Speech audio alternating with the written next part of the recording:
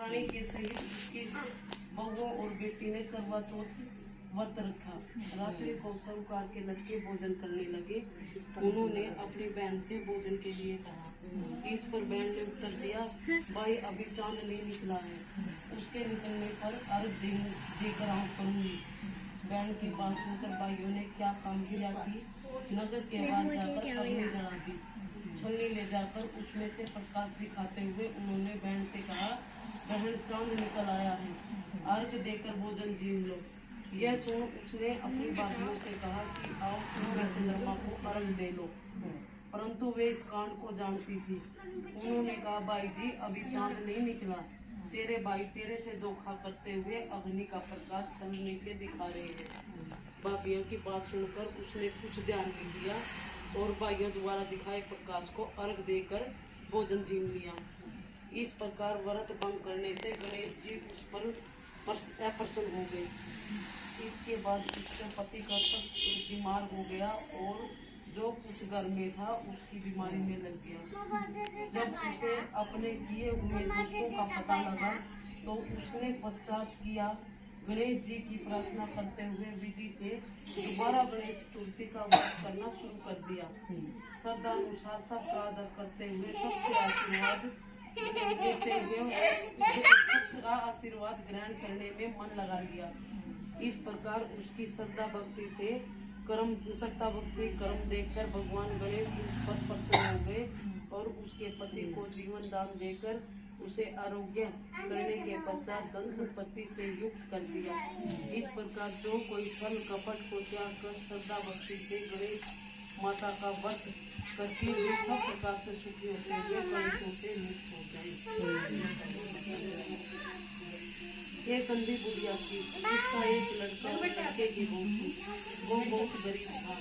वह अंधी बुढ़िया नित्य प्रति गणेश जी की पूजा करती थी। गणेश जी साक्षात सन्मुख आकर कहते थे कि बुढ़िया माई तू चाहे तो मांग ले। बुढ़िया कहती, मुझे मांगना नहीं आता तो और क्या मांगू। तब गणेश जी बोले कि अपने बहू बेटे से पूछकर मांग लो। तब बुढ़िया अपने बेटे पुत्र और वधू से पूछा तो बेटा बोला कि धन मांग ले और बहू ने कहा कि पोता मांग ले। तब बुढ़िया ने सोचा कि बेटा बहू तो अपने अपने मतलब की बातें कह रही है। अतः उस बुढ़िया ने पड़ोसियों से पूछा तो पड़ोसियों ने कहा कि बिटिया तेरी थोड़ी सी जिंदगी है, क्यों मांगे धन और पोता, तू केवल अपने नेत्र मांग ले जिससे तेरी शेष जिंदगी सुख से व्यतीत हो जाए। उस बुढ़िया ने अपने बेटे और बहू तथा पड़ोसियों की बात सुनकर घर में जाकर सोचा जिससे बेटा बहू और मेरा सबका ही भला हो वही चीज मांग ली और अपने मतलब की चीज भी मांग ली। जब दूसरे दिन गणेश जी आए और बोले, बोल बुढ़िया क्या मांगती है, हमारा वचन है जो मांगेगी सो पाएगी। गणेश जी के वचन सुनकर बुढ़िया बोली, हे गणराज यदि आप मुझ पर प्रसन्न है तो मुझे 9 करोड़ की माया दे, निरोगी काया दे, अमर सुहाग दे, आंखों में प्रकाश दे, नाती पोता दे और समस्त परिवार को सुख दे और अंत में मोक्ष दे। बुढ़िया की बात सुनकर गणेश जी बोले, बुढ़िया माँ तूने तो मुझे ठग लिया, फिर जो कुछ तूने मांग लिया वह सभी तुझे मिलेगा। यूँ कहकर गणेश जी अंतर ध्यान देंगे। हे गणेश जी, जैसे बुढ़िया माँ के मांगने अनुसार आपने सब कुछ दिया है वैसे ही सबको देना और हमको भी देने की कृपा।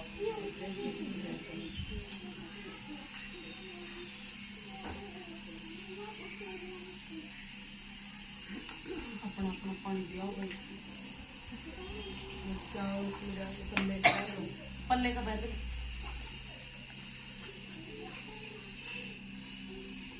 अगर शाम तक बंद है तो बांध लेना, तो फिर किसी और में बांध लीजिए। बांधेगी तो फिर बांध लीजिए ना, फिर पल्ले के तो फुल ले जाएगी, बांध रहेगी केक करना उसी टाइम। जब पता जब ताज़ा पानी देगी तो फुल ले देगी ना, इसके दे दे